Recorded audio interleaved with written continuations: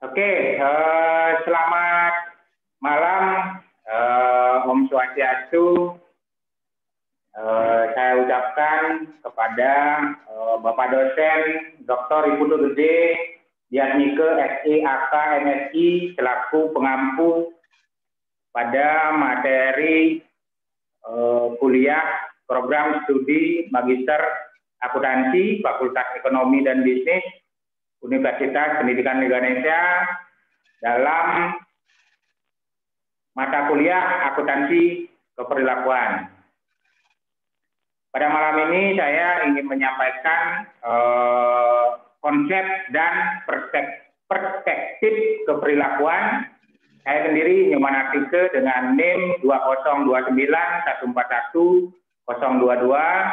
dan Bapak Made Anjol Wiguna dengan NIM 2029-14124.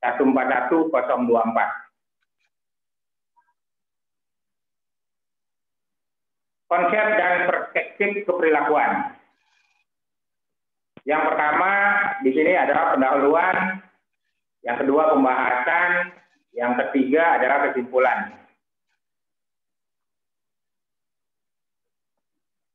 Pendahuluan, latar belakang dari akuntansi keperilakuan adalah akuntansi keperilakuan berada di balik peran akuntansi tradisional yang berarti mengumpulkan, mengukur, mencatat, dan melaporkan informasi keuangan.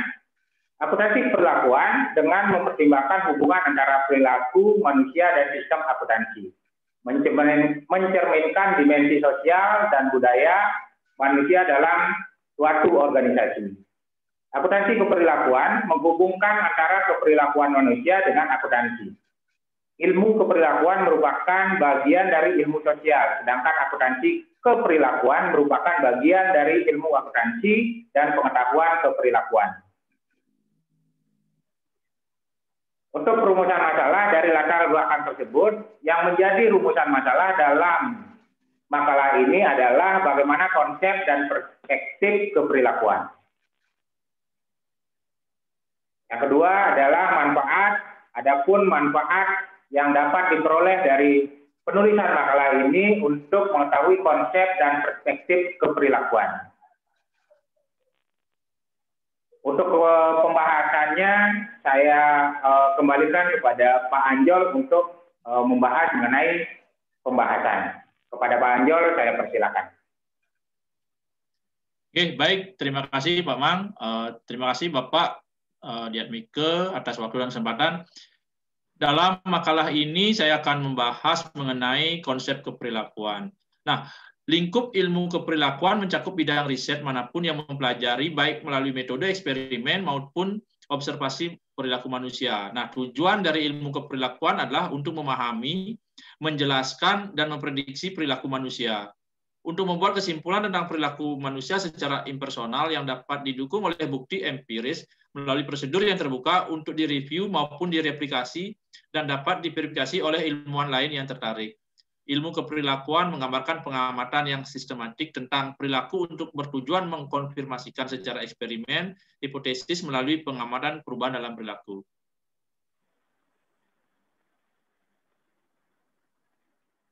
Konsep akuntansi keperilakuan.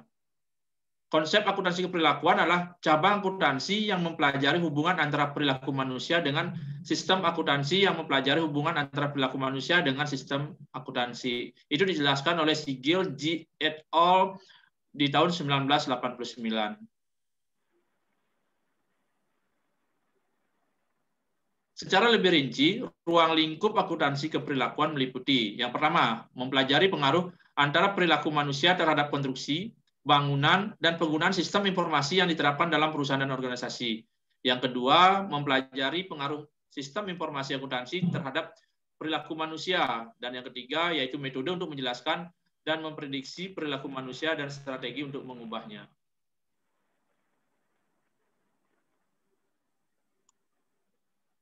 Nah, persamaan dan perbedaan ilmu keperilakuan dan akuntansi keperilakuan. Ilmu keperilakuan mempunyai kaitan dengan penjelasan dan prediksi keperilakuan manusia. akuntansi keperilakuan menghubungkan antara keperilakuan manusia dengan akuntansi. Ilmu keperilakuan merupakan bagian dari ilmu sosial. Akuntansi keperilakuan merupakan bagian dari ilmu akuntansi dan pengetahuan keperilakuan. Akuntansi keperilakuan sama halnya jika dikatakan sebagai induk disiplin ilmu akuntansi yang dapat diaplikasikan dan dipraktikkan menggunakan hasil penelitian dari disiplin ilmu keperilakuan yang menjelaskan dan memprediksikan perilaku manusia.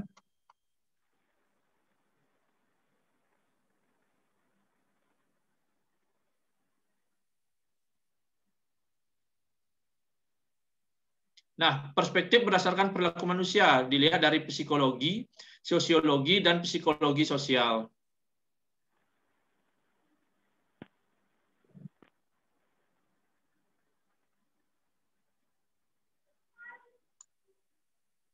Nah, di sini dijelaskan dalam tabel perbedaan antara akuntan keperilakuan dan ilmu keperilakuan terapan. Yang pertama itu di bidang keahlian. Akuntansi dasar, ilmu pengetahuan dan sosial dasar, sedangkan ilmu keperilakuan terapan adalah ilmu sosial dasar. Kemudian kemampuan untuk merancang dan melaksanakan proyek penelitian perilaku. Nah, kalau di akuntansi keperilakuan tidak ada bagian atau elemen, sedangkan ilmu keperilakuan terapan, elemen kuncinya ada pada training. Kemudian perbedaan yang ketiga, pengetahuan dan pemahaman tentang kerja organisasi bisnis di sistem umum dan sistem akuntansi tertentu. Pada akuntan keperilakuan, elemen kuncinya pada training, sedangkan ilmu keperilakuan tidak ada elemen pada training. Kemudian perbedaan yang keempat ada orientasi. Akuntan keperilakuan orientasinya profesional dan orientasi ilmu keperilakuan adalah ilmuwan. Kemudian perbedaan selanjutnya pendekatan untuk masalah. Akuntan keperilakuan lebih kepada praktis dan ilmu keperilakuan lebih kepada teoritis dan praktis. Kemudian perbedaan secara fungsi. Kalau akuntan keperilakuan melayani klien, manajemen saran. Kemudian kalau ilmu keperilakuan terapan memajukan ilmu pengetahuan dan memecahkan masalah. Perbedaan terakhir yaitu kepentingan dalam ilmu keperilakuan. Nah, dalam akuntan keperilakuan dengan akuntansi, sedangkan ilmu keperilakuan terapan kepentingannya terbatas pada subdisiplin ilmu akuntansi.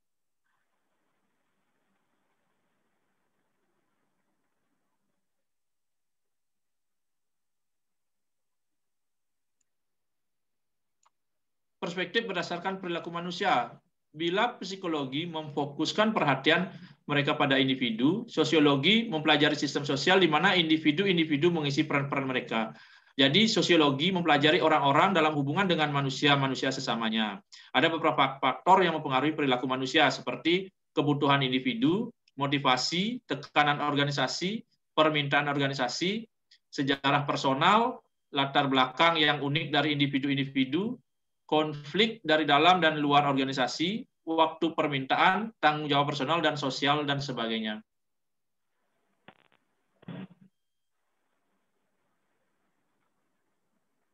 Nah, baik, adapun isi dari makalah ini akan disimpulkan dan waktu akan saya kembalikan ke Pak Nyoman Atike. Terima kasih Pak Made Anjol atas kesempatan doanya.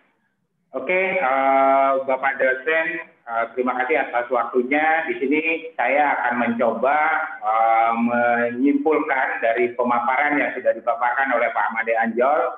Jadi kesimpulan yang dapat kami tarik di sini terhadap akuntansi keperilakuan adalah akuntansi ilmu keperilakuan merupakan bagian dari ilmu akuntansi dan pengetahuan keperilakuan. Akuntansi keperilakuan praktis digunakan dan diterapkan dengan menggunakan riset ilmu keperilakuan untuk menjelaskan dan memprediksi perilaku manusia.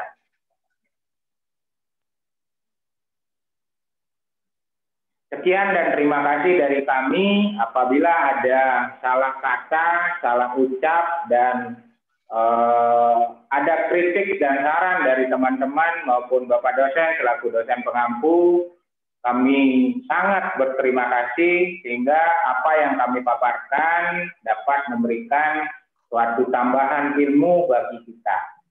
Terima kasih dari saya, Nyoman Atike, dan Pak Made Anjol Widoona. Selamat malam. Om Santi Santi Santi Om.